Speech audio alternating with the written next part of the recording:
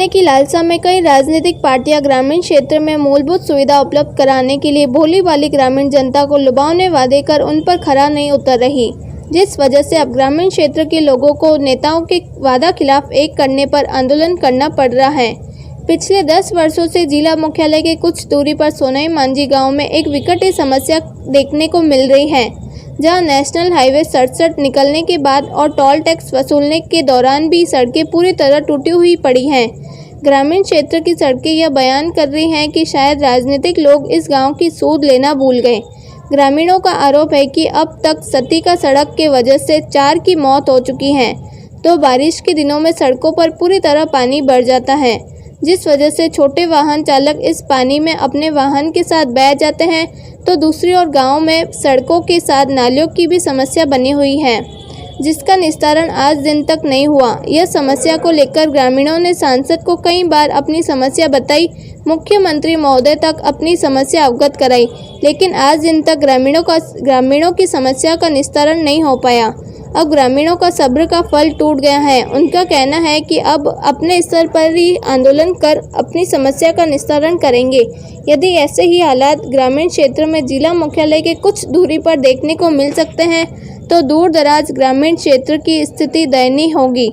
सोनई मांझी गांव में बारिश के दिनों में एक नाला चलने की वजह से सड़क पर 5 से 7 फुट पानी बढ़ जाता है, जिस वजह से लंबे समय तक वाहनों की कतारें लग जाती हैं। पानी उतरने के बाद ही निकलना पड़ता है। पाली से कमल ललवानी की रिपोर्ट। सोनई मांझी मेरा गांव में पानी भरता है, कई गाड़ियों पड़े, कई एक्सीडेंट हुए, कई भागे लुगाए, आदमी डोकरा वाल्डियो भी कई पड़ता है। और गाँव में कोई सुनवा नहीं है। RCC रोड मांगे उसको 2.5 फुट 1.5 फुट कोई उसको लेता नहीं है। ठीक है ना, सरकार यही चाले 100 सरपंच वेगी है, यही चाले गाँव में। और गाँव में कोई पानी निकाली नहीं है। एक बार ठीक है, सब है कसर रास्ते फैल गया है। एक करोड़ जावन भाई मारे खेत में जावा मार्ग रास्ता खराब है, बट ये कादो है, नाले बनी हुई नहीं है, नाले दब गई है, नाले नीची है, कोई काम तो नहीं है गाँव में। बस सोनई मांझी ग्राम पंचायत सोनई मांझी में सड़क के पास में नालियाँ बनी हुई नहीं है, और बोलो नालियाँ बनी हुई नहीं है। और वगैरह सरपंच साहब को अवगत करा दिया है, डिपार्टमेंट को PWD को अवगत करा दिया है, कोई भी यहाँ सुनवाई नहीं करे।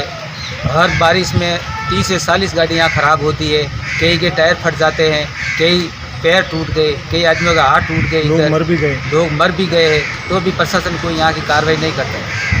और आए दिन बारिश का पानी यहाँ जमा जमा होता रहता है, जिसके कारण मकानों में दरारें आ गई। मकान में दरारें आ गई है। और लोग नमस्कार, मेरा नाम श्रवण दास है, गांव सोनई मांझी से है। हमारे गांव में स्टेट हाईवे नंबर 67 निकला हुआ है।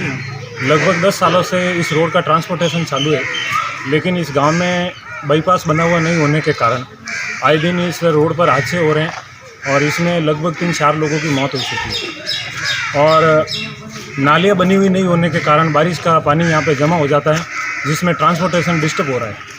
और इस रोड का टोल रोड होने के बावजूद में भी 10 सालों से ये समस्या बनी हुई है।